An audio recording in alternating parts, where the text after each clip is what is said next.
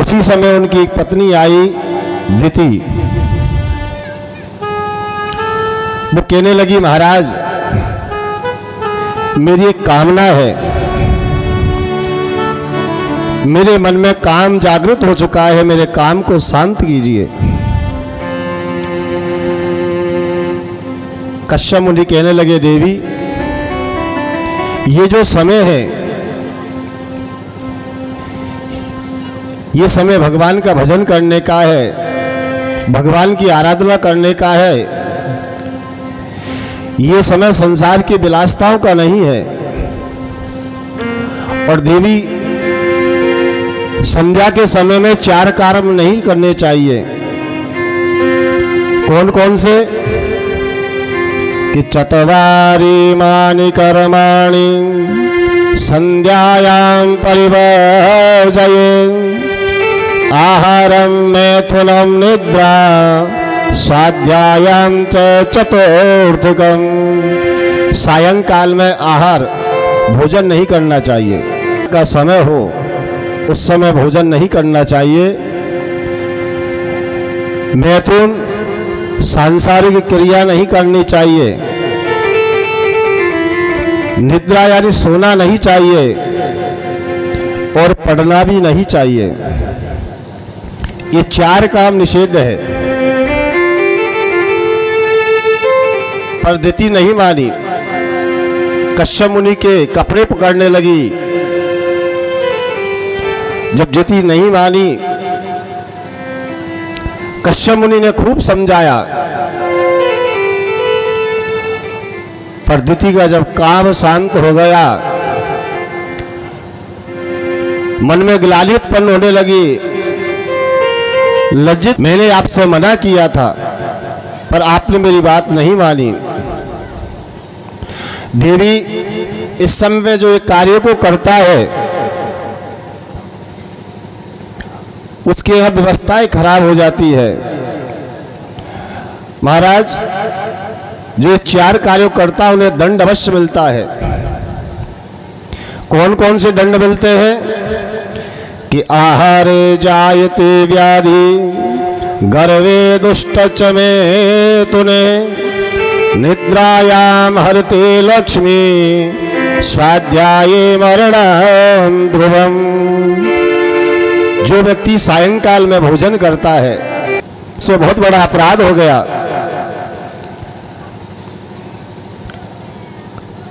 मुनि को गुस्सा आ गया, क्रोध आ गया, श्राप दे दिया। मैं तुम्हें श्राप देता हूं, तुमने सायंकाल में दृष्ट कार्य किया है, तुम्हारे यहां से 2 राक्षस पुत्र उत्पन्न होंगे। हाथ जोड़ के क्षमा याचना करने लगी, प्रभु मेरे अपराध को क्षमा करो। आशीर्वाद दिया, मैंने जो श्राप दे दिया है वो तो टल नहीं सकता,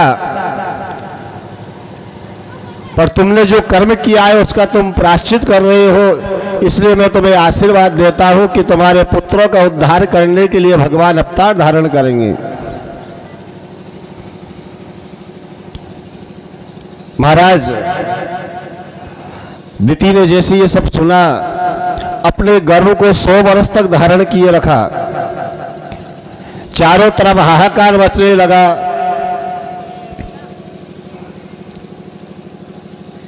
सभी लोग चिंतित होने लगे। सभी देवता ब्रह्मा जी के पास गए। ब्रह्मा जी से कहने लगे, महाराज ये कौन है? ब्रह्मा जी कहने लगे, ये भगवान विष्णु के पार्षद है जय और विजय। इन्हें ऋषियों ने श्राप दिया है। महाराज भगवान के पार्षद ऐसा क्या किया इन्होंने जो ऋषियों ने इनको श्राप दे दिया? महाराज 1 जन्म का नहीं, इनको 3 जन्म के लिए श्राप दिया है। सारा वृत्तांत सुनाने लगे। एक समय ब्रह्मा जी के मानस पुत्र भगवान से मिलने के लिए वैकुंठ में गए। जैसे ही अंदर प्रवेश करने लगे तो भगवान के जो द्वारपाल है जय और विजय, उन्होंने उन्हें रोक दिया। कहा महाराज अभी भगवान शयन कर रहे हैं, मिलने का समय नहीं है, बाद में आना।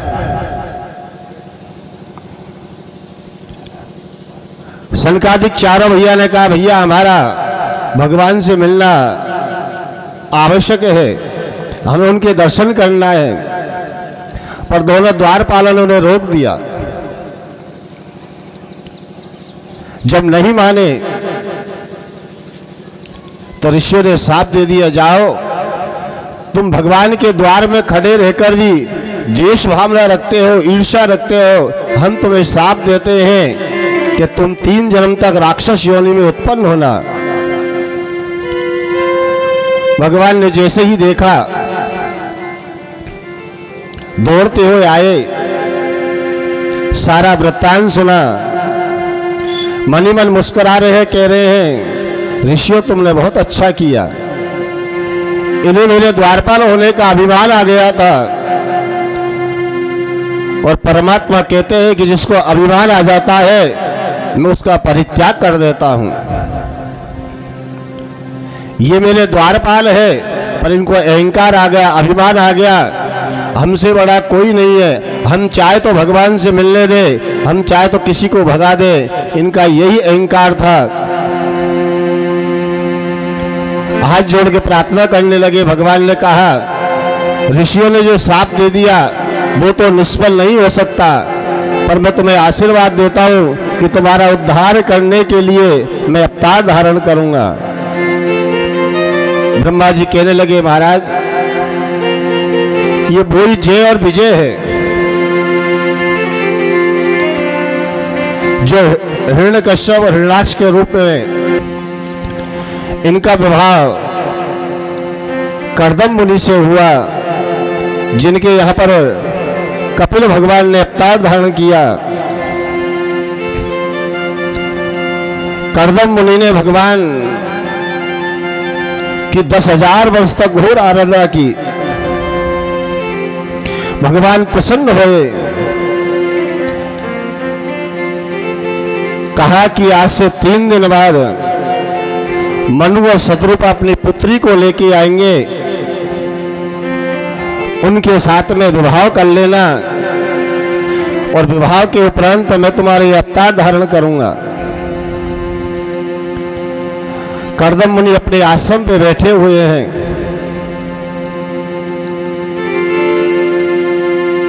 कर्दम मुनि ने देखा कि मनु शत्रुपा अपनी पुत्री को लेके आ रहे हैं। 3 आसन बिछा दिए, स्वागत किया। मनु और शत्रुपा तो आसन पे विराजमान हो गए। अब देवहूति सोच रही है इनसे मेरा विवाह होगा, ये मेरे पति है, मैं इनके बिछाए हुए आसन पर अगर बैठती हूं तो पाप लगेगा, पर इन्होंने मेरा सम्मान किया है, अगर आसन पर नहीं बैठी तो आसन का अपमान हो जाएगा। देवहूति भूमि पे बैठ गई और अपना एक हाथ आसन पे रख लिया। ये मर्यादा होती है कि पति के बिछाए आसन पर देवहूति नहीं बैठी। आजकल तो सब काम करने पड़ते हैं तब जाके व्यवस्था बनती है।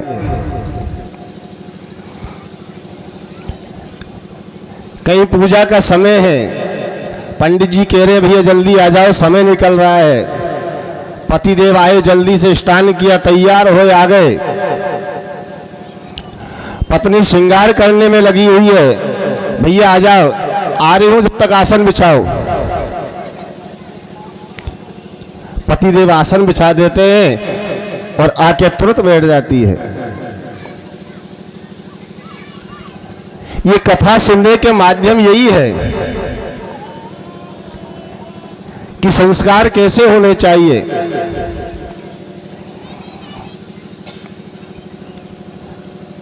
मनु और शत्रुपा ने कहा, महाराज हम अपनी बेटी का आपसे विवाह करना चाहते हैं। कर्दम मुनि ने हाँ भर दी। दोनों का विवाह हो गया। मनु और शत्रुपा तो अपने स्थान पर चले गए। इधर देवहूति और कर्दम मुनि रहने लगे। उसी समय कर्दम मुनि ने अपने नेत्र बंद कर लिए, आसन पर विराजमान हो गए और भजन करने लग गए। जो 16 श्रृंगार जो कर रखे थे देवहूति ने सब उतार दिए, सादा साड़ी पहन ली, आश्रम पर रहने लगी, साफ सफाई करती है, धीरे धीरे सामान उठाती है। ऐसा ना हो कि मैं सामान उठाऊं, इसकी आवाज से मेरे पति देव के भजन में व्यवधान उत्पन्न हो जाए। मैं कितनी भाग्यशाली हूं कि मुझे पति मिला तो वो भी भजनानंदी मिला। प्रसन्न हो गई, आनंदित हो गई। पर आजकल तो व्यवस्थाएं बदल गई। अगर पतिदेव भजनानंदी मिल जाए तो अपने माथे को ठोकने लग जाती है, कहां से बाबा जी के पाले पड़ गई। दिन भर भजन ही भजन करते रहते हैं। आप माला लेके बैठ जाओ तो रसोई के बर्तन आधे से बाहर आ जाते हैं। जितनी आवाज दिन भर नहीं होती है उतनी आवाज तब होती है जब पतिदेव भजन करने बैठते हैं। फिर भी नहीं सुने तो किसी न किसी बात पे बच्चे को मारना प्रारंभ हो जाता है। इसके रोने से तो कम से कम ध्यान भंग होगा। पर इधर देवहूति प्रसन्न हो रही है कि उस परमात्मा की कितनी बड़ी कृपा हुई है कि मुझे जो पति मिला है वो भगवान का भक्त मिला है, जो संसार की विषय वासनाओं से दूर है। 12 वर्ष हो गए। 12 वर्ष के बाद में जैसे ही कर्दम मुनि ने नेत्र खोले, देखा कि एक स्त्री आश्रम में भ्रमण कर रही है। जैसे ही देवहूति पास में आई, कर्दम मुनि ने पूछा, महाराज आपकी तपस्या पूर्ण हो गई? कर्दम मुनि कहने लगे, देवी आप कौन हो? देवहूति ने जैसे सुना मन आनंदित हो गया। देखो उस परमात्मा में कितनी लगन है, इनका भजन का कितना प्रभाव है कि ये भूल गए कि मेरा विवाह भी हुआ है। कहने लगी, महाराज अगर आपको स्मरण हो कि आपका विवाह हो गया हो तो मैं आपकी पत्नी हूं देवहूति। जैसे ही सुना कर्दम मुनि तुरंत अपने आसन से खड़े हुए।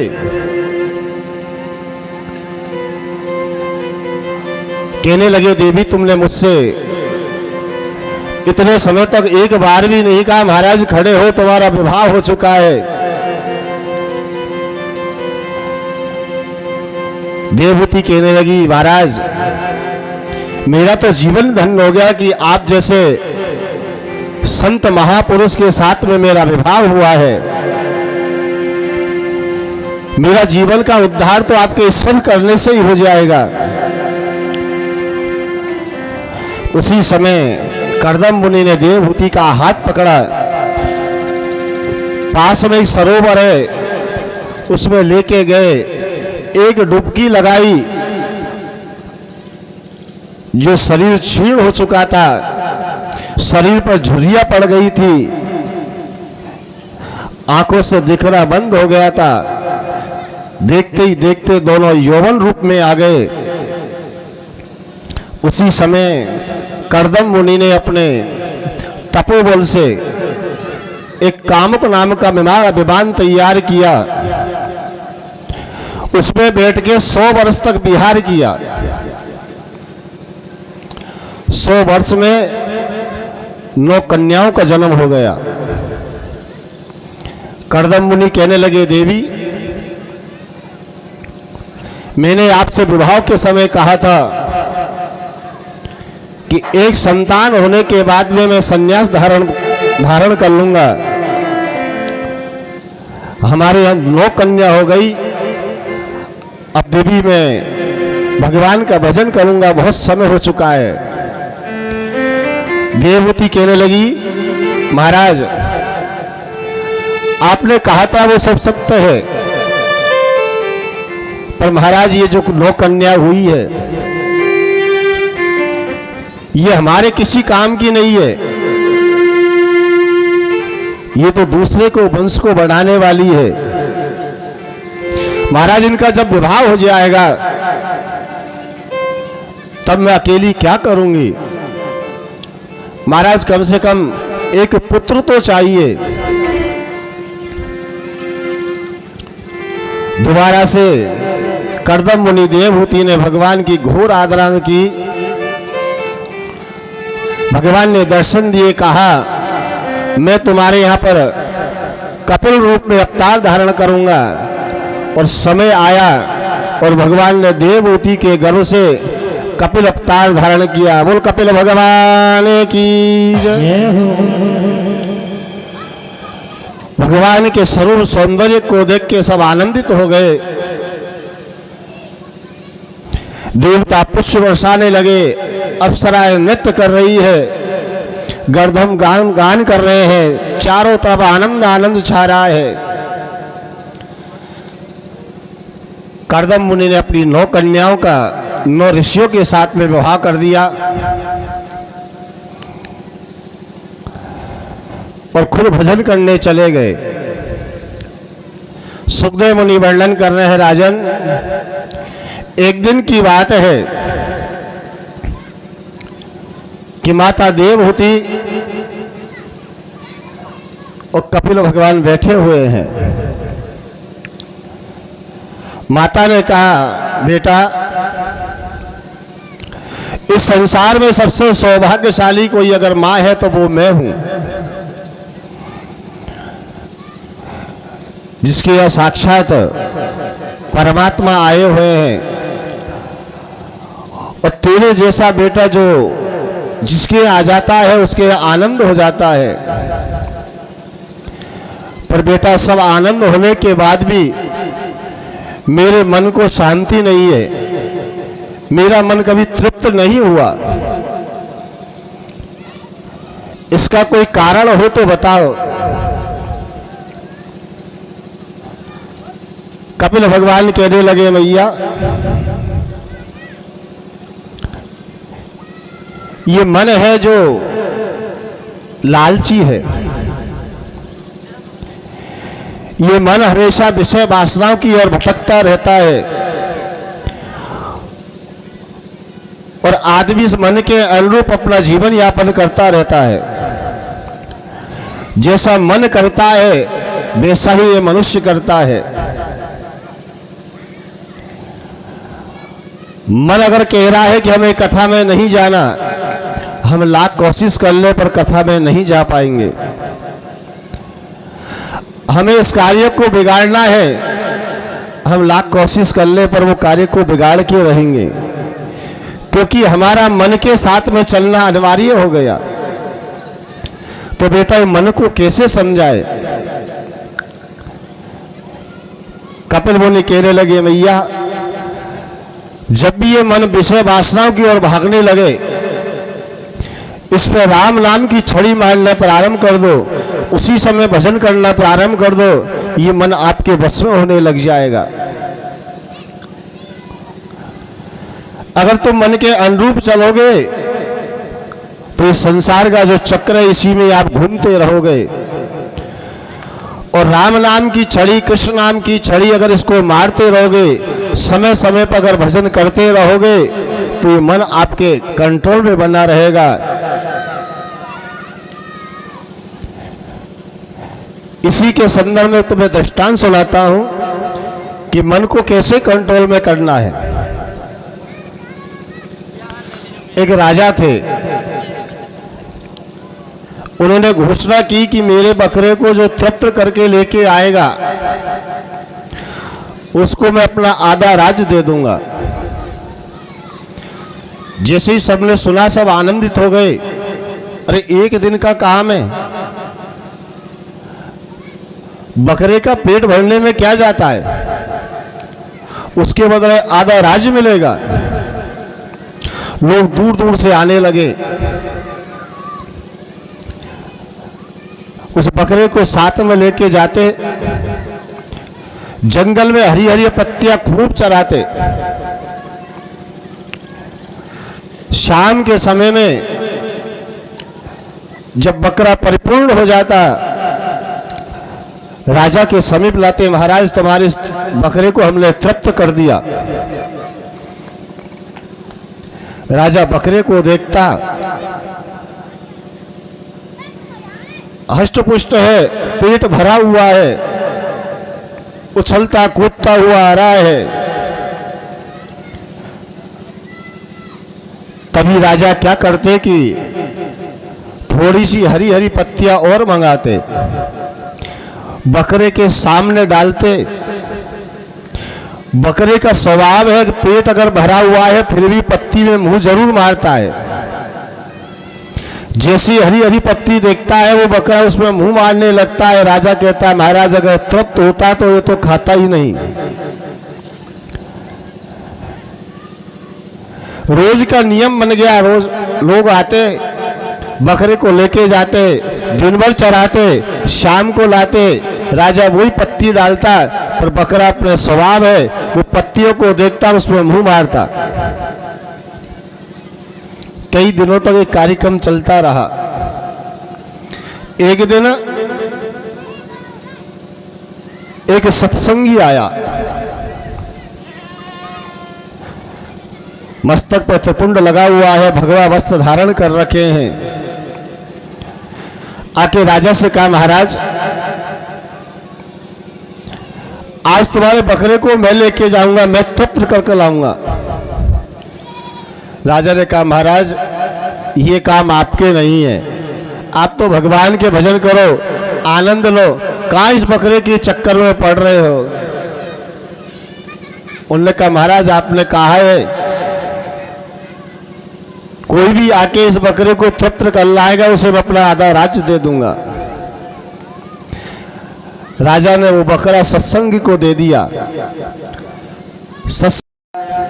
एक पेड़ के बांध दिया, चारों तरफ हरी हरी पत्ती डाल दी और एक हाथ में छड़ी ली और एक जगह बैठ गया। अब तो जैसे ही बकरा उस पत्तियों में मुंह मारे, वो सत्संगी एक छड़ी उसके मुंह पे मारे, बकरा हट जाए। फिर दोबारा उस पत्तियों की तरफ खाने के लिए जैसे ही जाए, सत्संगी फिर उस पर छड़ी मारे। दिन भर ये कर्म चलता रहा। सायंकाल के समय में वो सत्संगी बकरे को लेके आया। जैसे ही राजा ने देखा कि रोज ही आता, उछलता कूदता हुआ आता, इसका पेट भरा रहता है, आज तो दुबला पतला है, हलता डुलता आ रहा है। सत्संगी ने कहा महाराज आज मैं आपके बकरे को तृप्त करके लाया हूं, आपको जो भी करना है कर लो। राजा ने उसी प्रकार से हरी हरी पत्ती मंगाई, बकरे के सामने डाली। बकरे ने एक बार तो हरी पत्ती देखी, उसके बाद वो सत्संगी को देखा। बकरे ने सोचा कि मैंने पत्ती खाई और इसने मुझे मारा। सत्संगी कहने लगा महाराज जब तक मैं यहां बैठा हूं तब तक ये बकरा तुम्हारी हरी पत्ती नहीं खाएगा। कहने का भावार्थ यह है कि जब जब भी मन इधर उधर भटकने लगे उसी समय माला लेके बैठ जाओ, कोई पुस्तक लेके बैठ जाओ, भगवान के भजन करने लग जाओ, ये मन इधर उधर नहीं भटकेगा। कपिल भगवान कह रहे हैं भैया ये मनुष्य जो है वो बड़ा स्वार्थी है। ये जब तक अपना स्वार्थ रहता है तब तक ये आपस में एक दूसरे से चिपका रहता है। जब ये जीव अपने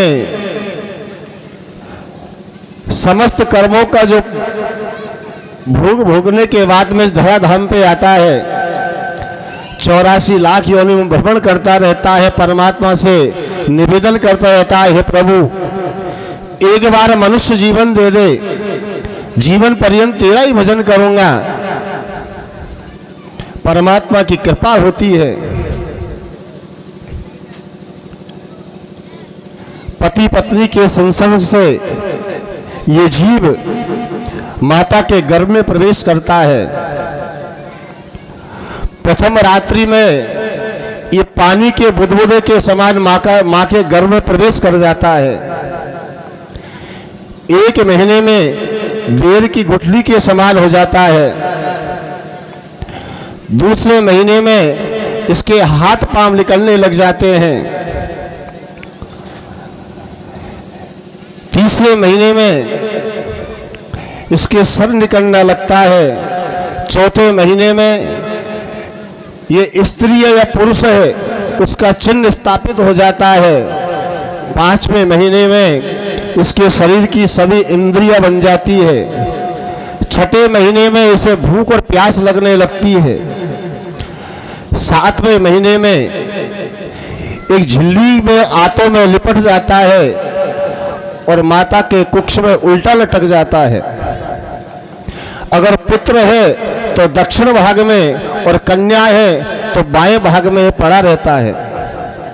मलमूत्र विष्ठा के कक्ष में यह पड़ा हुआ भगवान से प्रार्थना करता है, हे प्रभु एक बार कृपा कर दे, इस नरक से निकाल दे। माता जो भी खाती है उसी से इसका भरण पोषण होता है।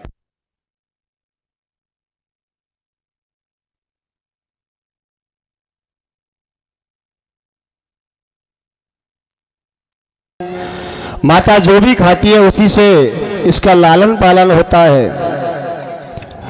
माता के गर्भ में छोटे छोटे से कीड़े पड़ जाते हैं, उसे रात दिन खाते हैं।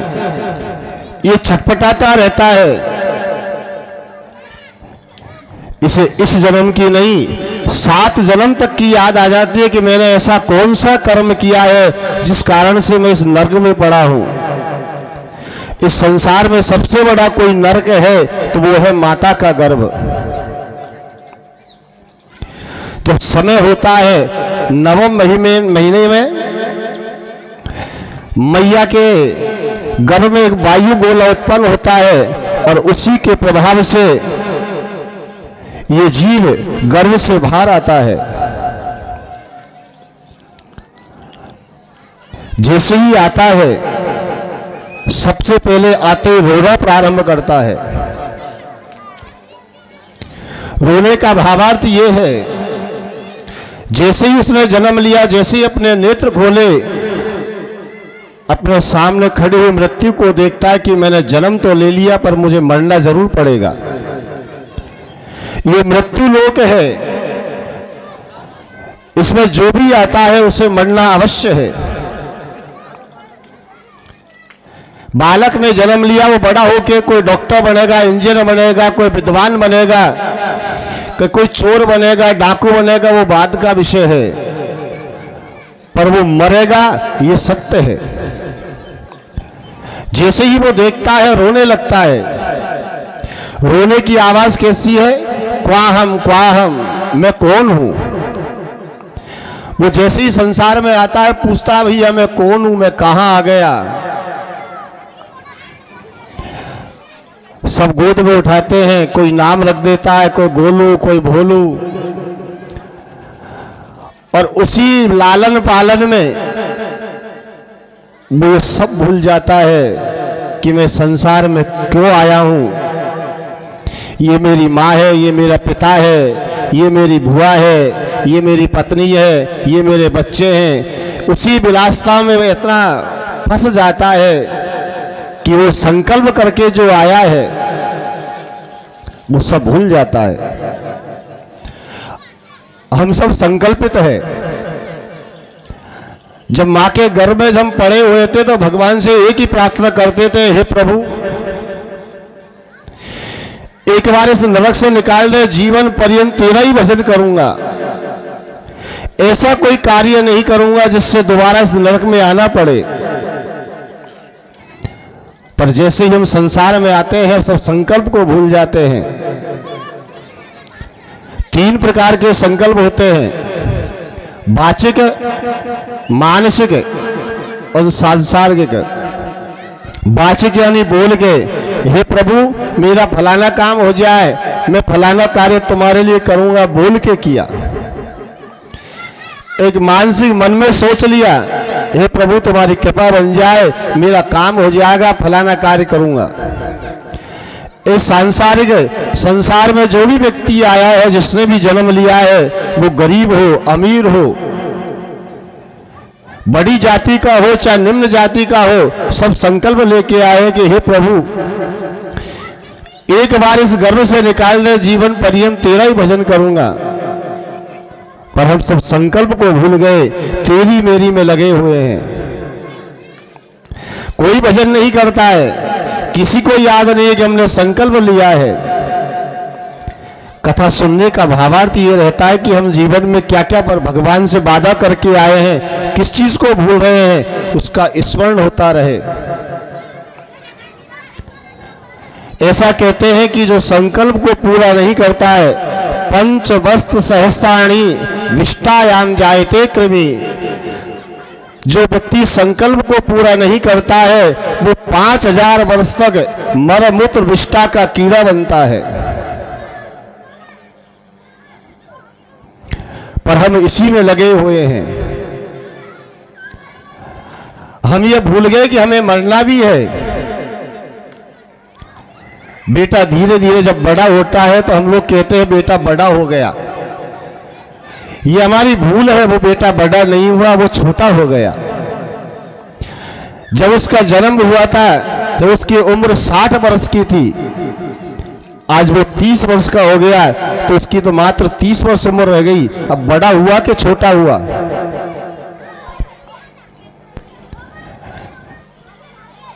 सुखदेव मुनि वर्णन कर रहे हैं, राजन व्यक्ति आता तो संसार में भगवान से संकल्प लेके, पर आके सब भूल जाता है।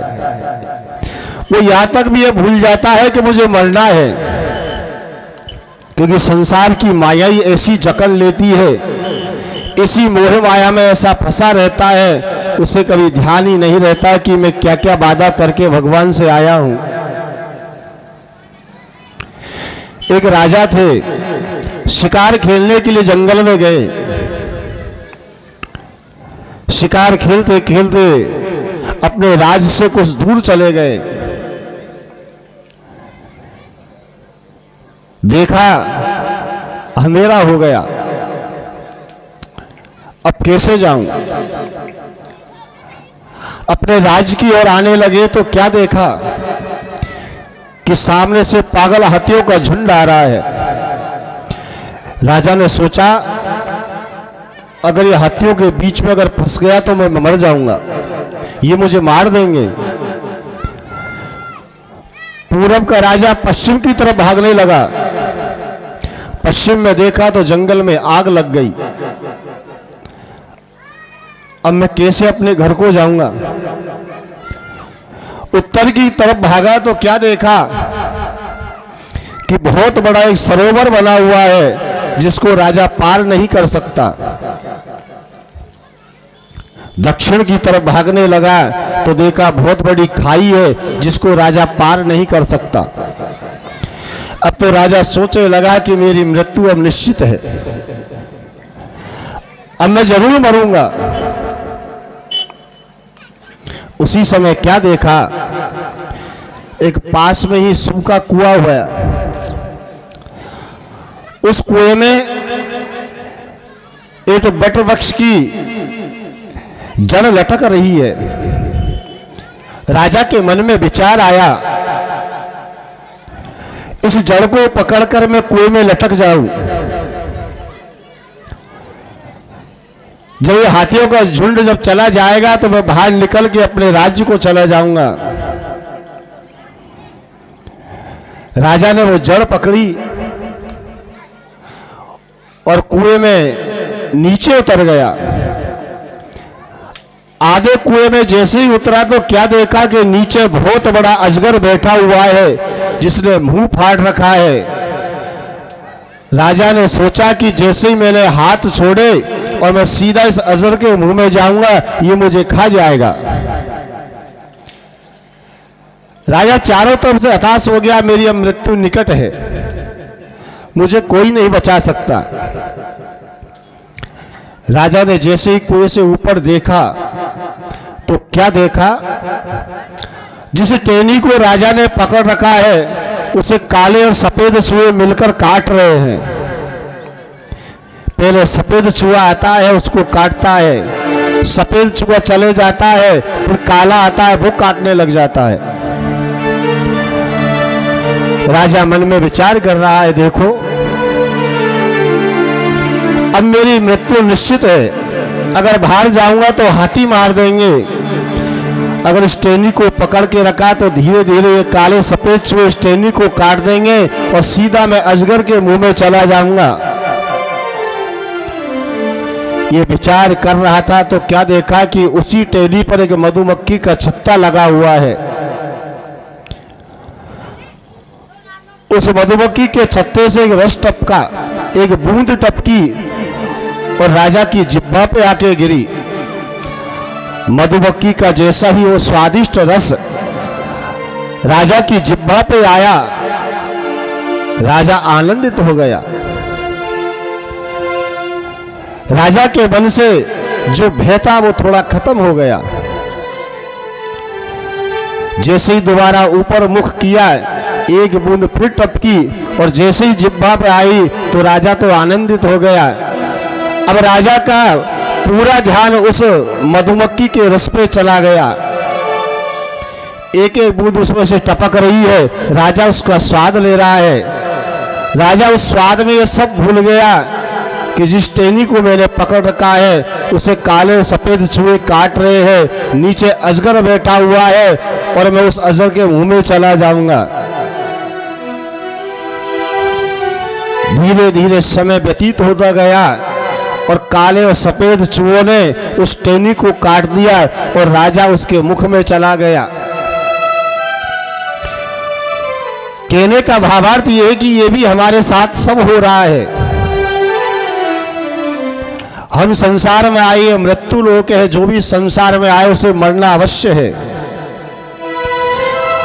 हमने जब जन्म लिया हमें सब पता है कि हम कोई बड़े अधिकारी बनेंगे नहीं बनेंगे वो बाद का विषय है, पर हमें मरना है ये प्रमाणिक है, इसे कोई नहीं मिट सकता। और काले और जो सफेद ये चूहे हैं जो दिन और रात हमारी आयु को काट रहे हैं,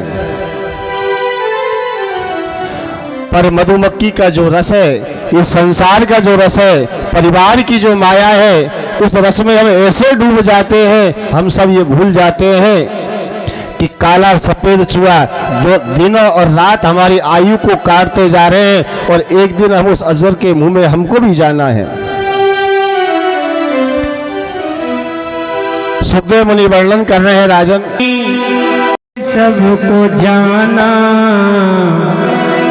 बरसों की तू क्यों सोचे, पल का नहीं ठिकाना, कुछ पल की जिंदगानी, एक रोज सबको जाना, बरसों की तू क्यों सोचे, पल का नहीं ठिकाना, कुछ पल की जिंदगानी।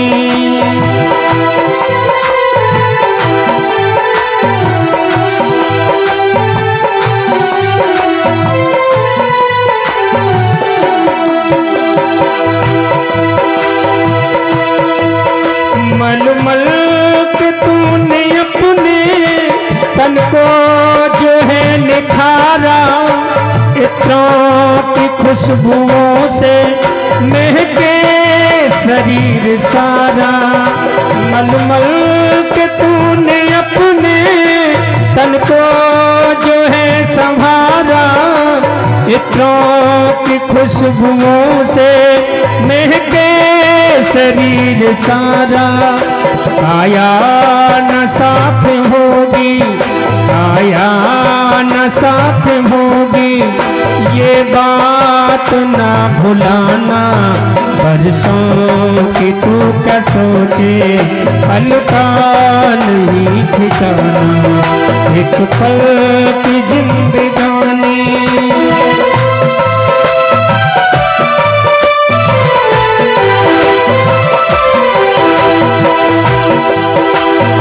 मैया ताली बजाते हुए दोनों हाथों से क्या सुंदर शब्द बताए।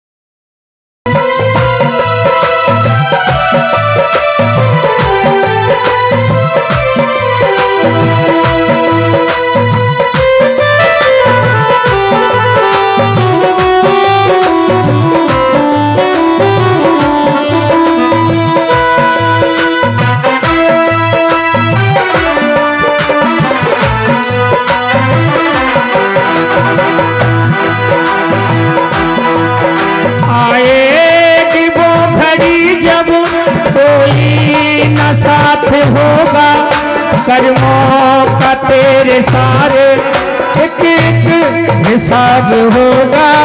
आएगी वो घड़ी जब कोई न साथ होगा कर्मों का तेरे सारे एक एक हिसाब होगा। ये सोच ले अभी तू, ये सोच ले अभी तू, फिर वक्त ये न आना पल भर बरसों की क्या तू सोचे, पल का नहीं ठिकाना। एक पल की जिंदगानी एक रोज तुमको जाना, बरसों की तू क्या सोचे, पल का नहीं ठिकाना। एक पल की जिंदगानी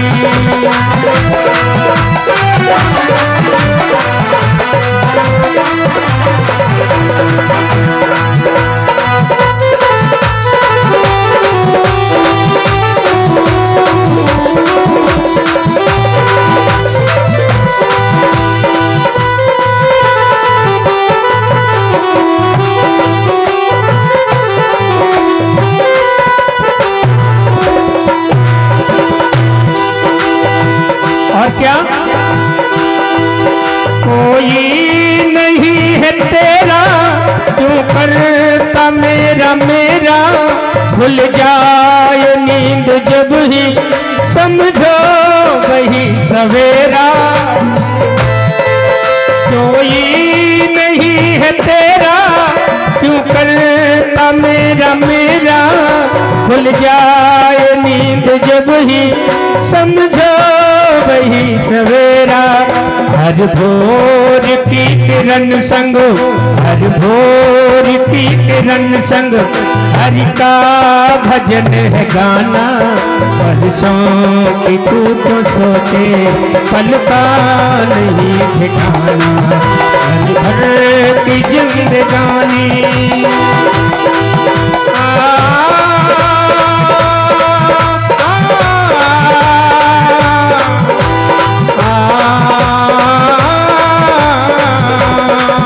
पल भर की जिंदगानी एक रोज सबको जाना।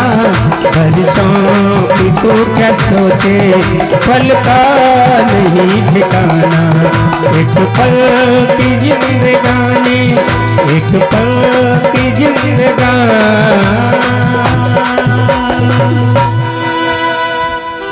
भागवत भगवान की जय। बोलिए जय जय जय श्री राधे।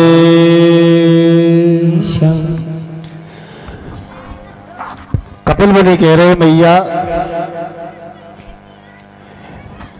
ये मनुष्य जो है, ये जीव जो है, बड़ा स्वार्थी है। जब तक इसका स्वार्थ रहता है, जब तक ये एक दूसरे से चिपका रहता है, जिस दिन इसका स्वार्थ खत्म हो जाता है वो उसे छोड़ देता है। जब ये जन्म लेता है तो ये अपनी मां के अलावा किसी को नहीं जानता है।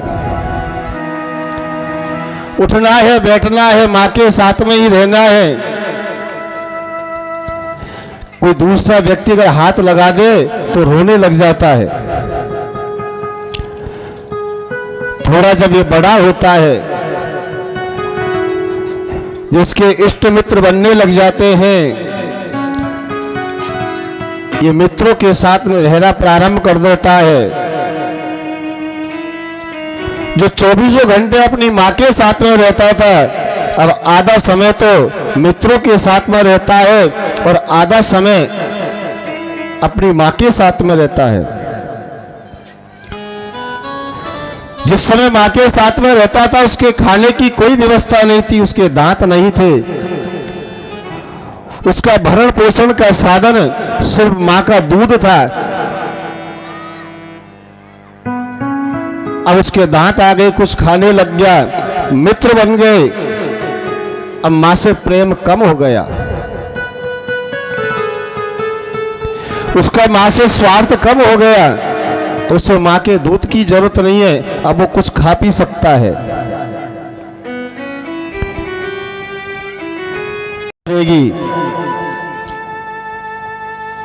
महाराज समय बीतता है, उसके यहाँ संतान होती है। संतान जैसे ही होती है, पत्नी से आधा प्रेम हो जाता है, आधा संतान पे चला जाता है।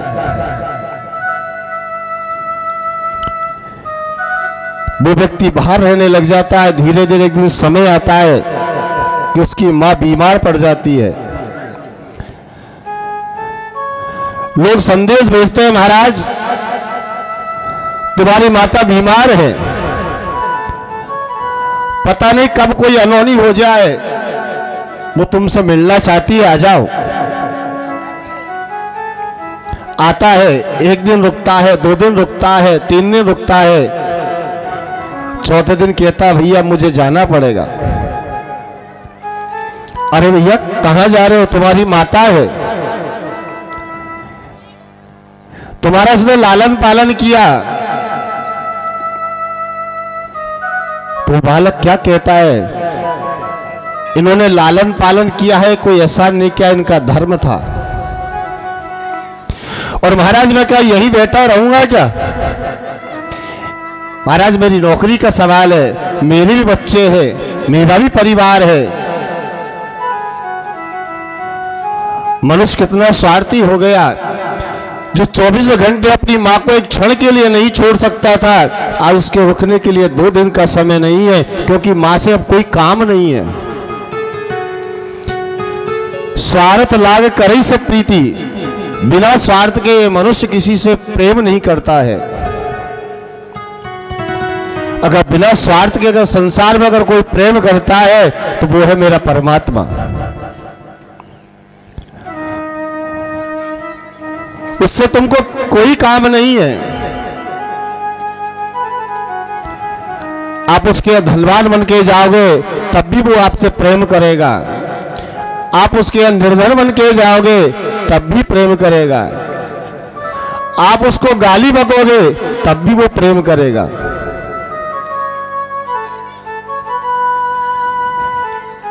सुखदेव मुनि वर्णन कर रहे हैं राजन, एक वो नारायण ऐसा है जो जिस भाव से उसके दरबार में चले जाता है कभी निराश होकर नहीं आता है। भगवान कहते हैं कि मैं सब पे दया करता हूं। जिस प्रकार से सूर्य जब निकलता है तो सबको उजाला देता है, सूर्य कभी भेदभाव नहीं करता है कि ये गरीब है, ये अमीर है, ये ऊंची जाति का है, ये नीची जाति का है, इसको हमें उजाला नहीं देना है, ये पैसे वाले इनको ज्यादा दो।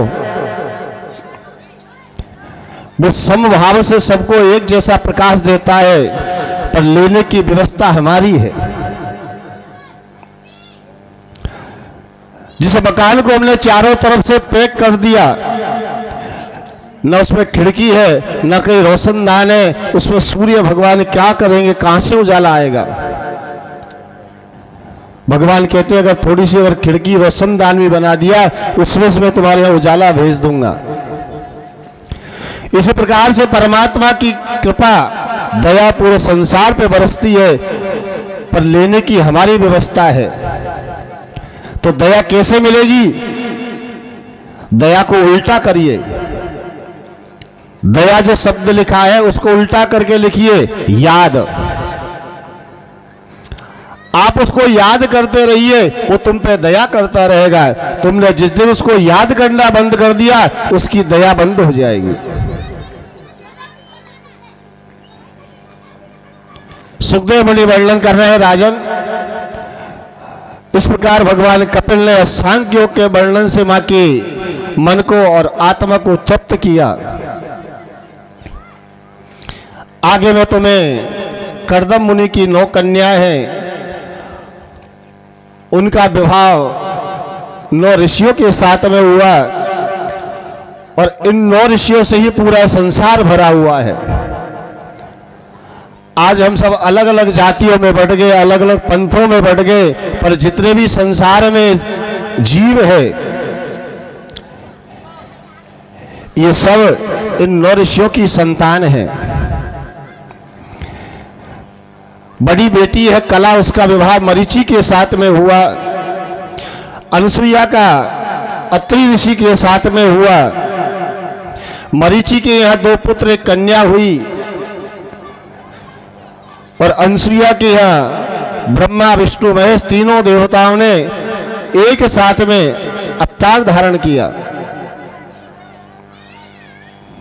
जैसे ही सुना राजा परीक्षित ने कहा महाराज एक साथ में तीनों देवताओं ने अवतार धारण किया, मुझे विस्तार से सुनाइए। कल कल कल निनाद कर रही गंगा के पावन तट पर आसीन सुखदेव मुनि वर्णन कर रहे हैं राजन, अत्रि अनुसुईया का जब विवाह हुआ, अत्रि ऋषि ने 1000 वर्ष तक एक पैर पे खड़े होकर भगवान का ओंकार का भजन किया। ओम जो होता है उसमें तीनों देवता समाहित होते हैं, ब्रह्मा विष्णु महेश। इसलिए कोई भी मंत्र बोलने से पहले ओम बोलना पड़ता है, वो तीनों देवताओं को समर्पित हो जाए। भगवान ने दर्शन दिए, तीनों देवता पधारे, कहा महाराज समय आने पर हम तीनों देवता एक साथ में तुम्हारे अवतार धारण करेंगे। सुखदेव मुनि वर्णन कर रहे हैं राजन, माता अनुसुईया जो पूर्णतः पति को ही अपना देवता मानती है, ऐसा वेदों में लिखा हुआ है। स्त्री को किसी देवता की पूजा करने की आवश्यकता नहीं है। उसे परमात्मा की प्राप्ति वैकुंठ धाम मिल जाएगा। वो अपने तन मन से अपने पति की अगर सेवा कर ले, जीवन में परपुरुष का कभी ध्यान न लाए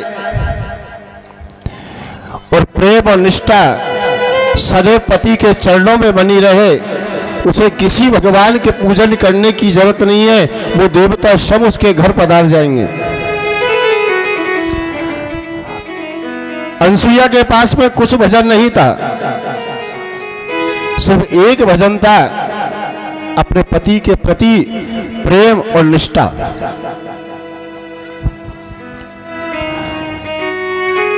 सुखदेव मुनि वर्णन कर रहे हैं, राजन, एक समय की बात है कि नारद जी घूमते हुए वैकुंठ में पहुंचे। वैकुंठ में लक्ष्मी मैया ने जैसे नारद को देखा, कहने लगे, नारद आज तो बहुत दिनों में आए हो, क्या बात है? आजकल तो दिखते नहीं हो, कहाँ रहते हो? नारद जी के हाथ में एक कागज पेन और रखा हुआ है। नारद, तुमने भजन छोड़ के ये काम कौन सा कर लिया, क्या लिख रहे हो? कहने लगे, मैया मैं ये देख रहा हूं कि ये संसार में पतिव्रता स्त्री कौन कौन है और सबसे बड़ी कौन है। जिसे सुना तो मैया कहने लगी, जब तो लगता है नारद सबसे ऊपर मेरा नाम होगा, क्योंकि मैं सबसे ज्यादा प्रेम करती हूं। मैं तुम्हारे भगवान के अलावा किसी से प्रेम नहीं करती। उन्होंने कहा, हाँ मैया, लग तो रहा है, पर मेरे को तो ऐसा लगता है कि तुम्हारा नंबर दूसरे तीसरे पहुंच सको।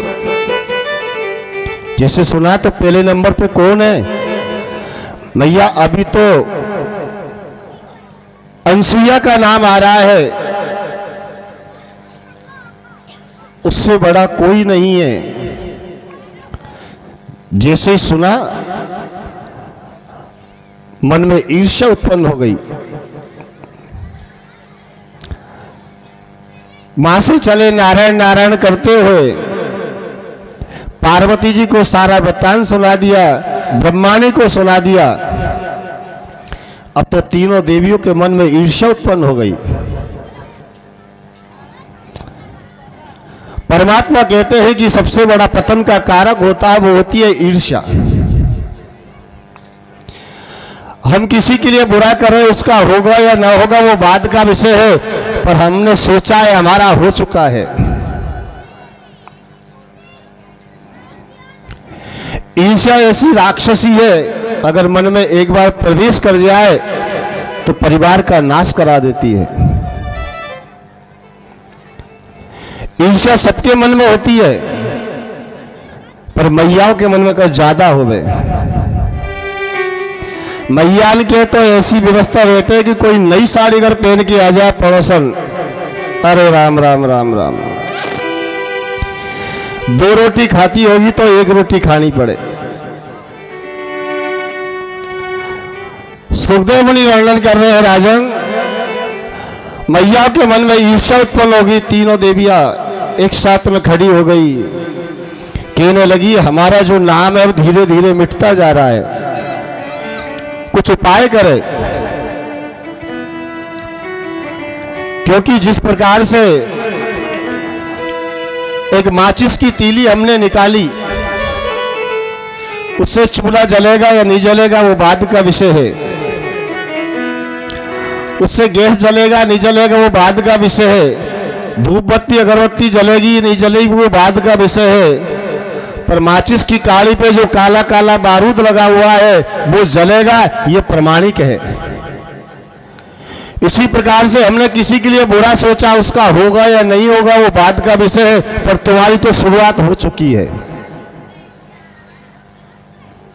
बहुत से लोगों में होती है ना, किसी के घर में कार्य हो, किसी के शादी विवाह हो, ये विघ्न होना चाहिए, ये बिगड़ना चाहिए, मेरे से अच्छा नहीं होना चाहिए। उसका बिगड़ेगा या नहीं बिगड़ेगा वो बाद का विषय है। पर तुम्हारी गृहस्थी में 9 का भाग लग चुका है, बिगड़ेगा ये प्रमाणिक है, उसे कोई नहीं मिट सकता। तीनों देवी विचार करने लगी क्या किया जाए। कहा अपने अपने देवताओं को मनाओ और कैसे भी करके वो अनसुया के पतिव्रत धर्म को भंग करो। तीनों देवी अपने अपने धाम को गई, अपने अपने पतियों के चरण दबाने लगी। भगवान मंद मंद मुस्कुरा रहे हैं, कहने लगे देवी बोलो, आज तुम्हारे मन में कोई न कोई बात है। कहने लगी नहीं महाराज, आज बहुत समय हो गया था आपके चरण दबाए, इसलिए सोच रही हूं आपके चरण दबा दूं। उन्होंने कहा देवी मैं स्त्रियों को स्वभाव जानता हूं, अगर पति से कोई काम निकलवाना हो तो उसके चरण दबाना, उसको ठंडा ठंडा जल पिलाना, उसकी सेवा करना, गरम गरम भोजन कराना। समझ जाओ आज कोई ना कोई काम है, या तो कोई शॉपिंग करनी है, साड़ी लानी है, या पियर जाना है, कोई न कोई आज बात है, इसलिए इतनी सेवा हो रही है। देवी बताओ क्या है। उन्होंने कहा महाराज कोई बात नहीं है, बस छोटी सी बात है।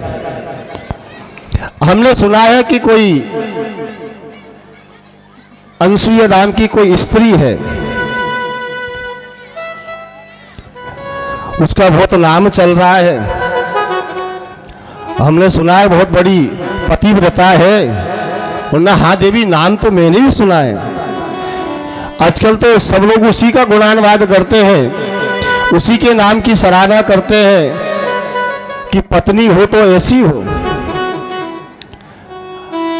अब महाराज चरण दबाने का मकसद यही है, आपको कैसे भी करके उसका पतिव्रत भंग धर्म भंग करना है। कहने लगे देवी ये मुझसे नहीं हो सकता। नहीं महाराज, अगर तुमने ये कार्य नहीं किया हम तुमसे रुष्ट हो जाएंगे। भगवान ने कहा वचन दे दिया है, अब तो जाना पड़ेगा। तीनों देवता एक स्थान पे आके मिले, एक दूसरे को देखने लगे, कहने लगे महाराज अब कैसी रही, अब क्या करें। तीनों देवता गए ऋषियों का वेश बनाकर माता अनसुया के आश्रम पे पहुंचे, कहने लगे भिक्षाम देहि। जैसे ही कानों में पड़ा कि कोई भिक्षा लेने के लिए दरबार में आया है, मैया दौड़ती हुई आई, हाथ में पात्र है। कहते हैं कि हमारे दरवाजे पे कोई आता है तो उसे तुरंत भिक्षा दे देनी चाहिए। ऐसा क्यों? जो हमारे पास में जैसी भी हमारे पास व्यवस्था है उसे संतुष्ट कर दो और कह दो कि महाराज हमारे पास में यह व्यवस्था है, इसे आप स्वीकार करो। अगर नहीं है तो उसे हाथ जोड़ के मना कर दो, महाराज हम इतने सामर्थ्य नहीं है कि हमें तुम्हें कुछ दे सके।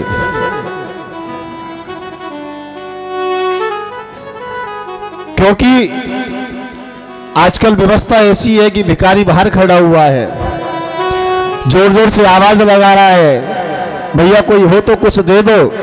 हम अंदर बैठे हुए हैं, हम सामर्थ्य भी है देने के लिए, पर उसको देख के और किवाड़ लगा लेते हैं, चिल्लाएगा अपने आप चला जाएगा।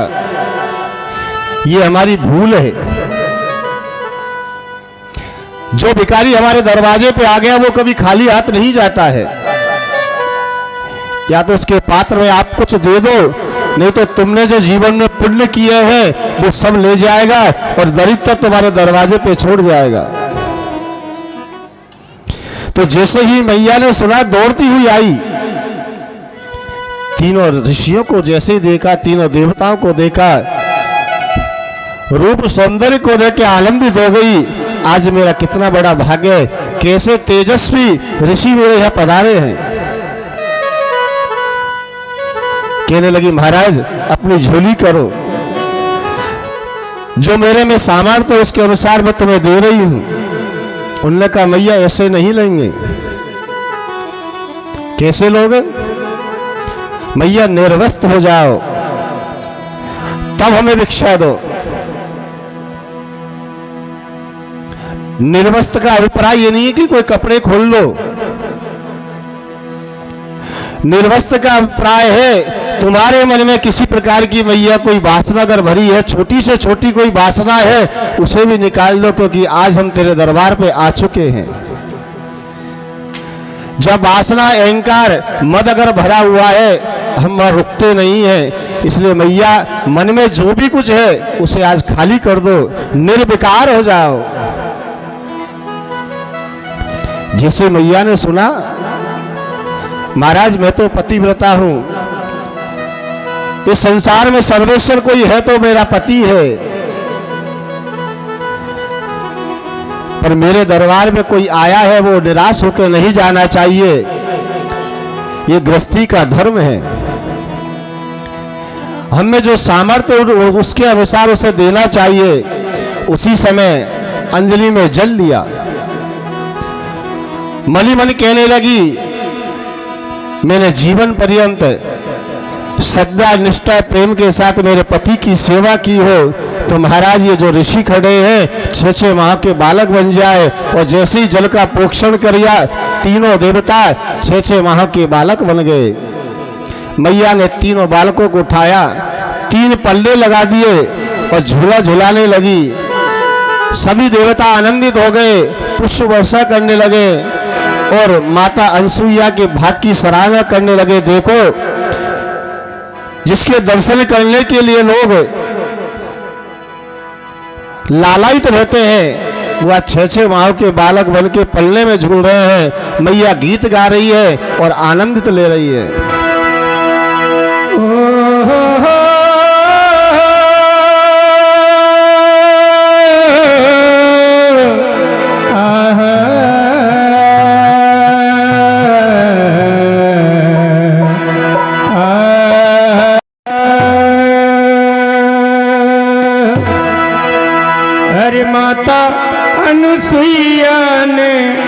माता अनसुईया ने डार दियो पालना, और झूल रहे तीनों देव बन कर के लालना। झूल रहे तीनों देव बन कर के लालना।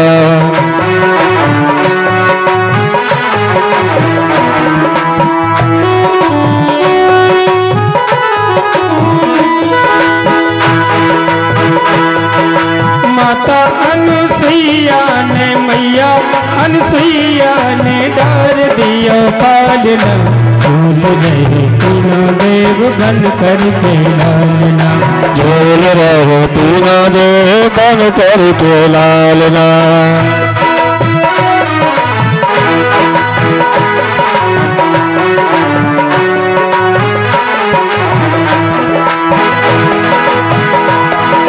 मारे खुशी के न फूली समाती, मारे खुशी के न फूली समाई। गोदी में लेती और झूला झुलाती, गोदी में लेके और झूला झुलाती।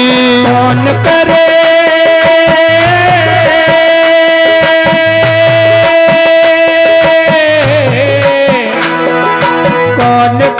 आज मेरे भाग्य की सराहना, झूल रहे तीनों देव बन कर के लालना।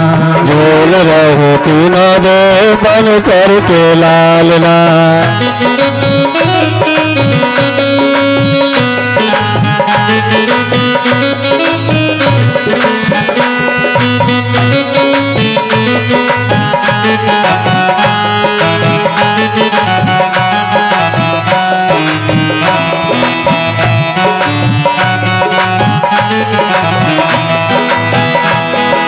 ब्रह्मा भी झूल रहे, विष्णु भी झूल रहे, ब्रह्मा भी झूल रहे, विष्णु भी झूल रहे।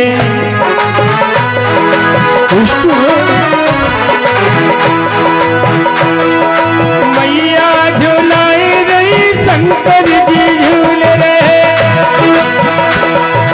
जय हो।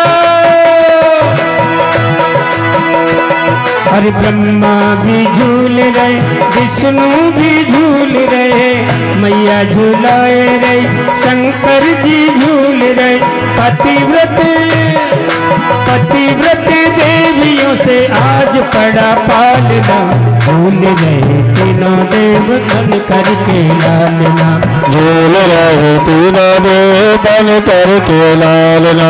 माता अनुसुईया ने, मैया अनुसुईया ने डार दियो पालना, झूल रहे तीनों देव बन करके लालना, झूल रहे तीनों देव बन करके लालना।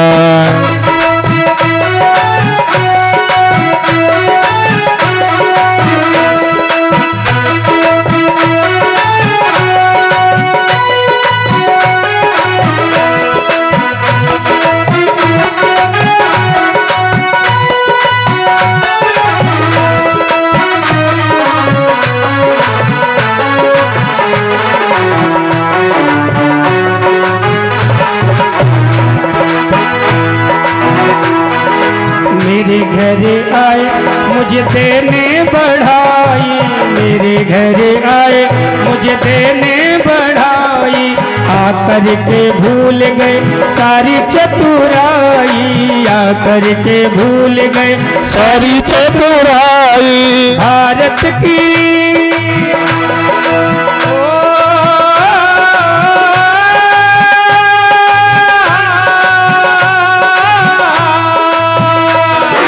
भारत की देवियों से आज हुआ सामना, भूल रहे तीनों देव बन करके लालना, झूल रहे तीनों देव बन करके लालना। माता अनुसुईया ने डार दियो पालना, भूल रहे तीनों देव बन करके लालना, झूल रहे तीनों देव बन करके लालना।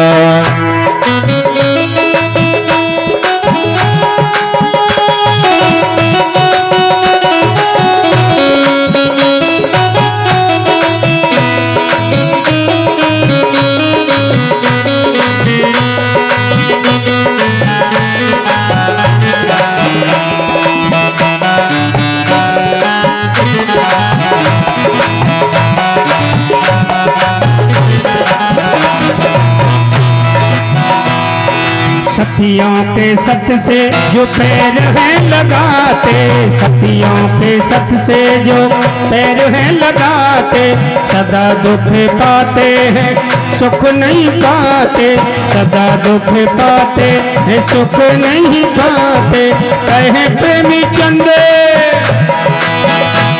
और कहे प्रेमी चंद ये झूठ ना बखामना, भूल रहे तीनों देव बन करके लालना, भूल रहे तीनों देव बन करके लालना। तालियों के साथ मैया। हे माता अनुसुईया ने, मैया अनुसुईया ने डार दियो पालना, भूल रहे तीनों देव बन करके लालना, झूल रहे तीनों देव बन करके लालना। ओ लालना हो, ओ लालना, ओ लालना हो, लालना, लालना, लालना, लालना, लालना, लालना, लालना, भूल गए तीनों देव बन करके लालना, भूल गए तीनों देव बन करके लालना, भूल गए तीनों देव बन करके लालना। वृंदावन बिहारी लाल की जय।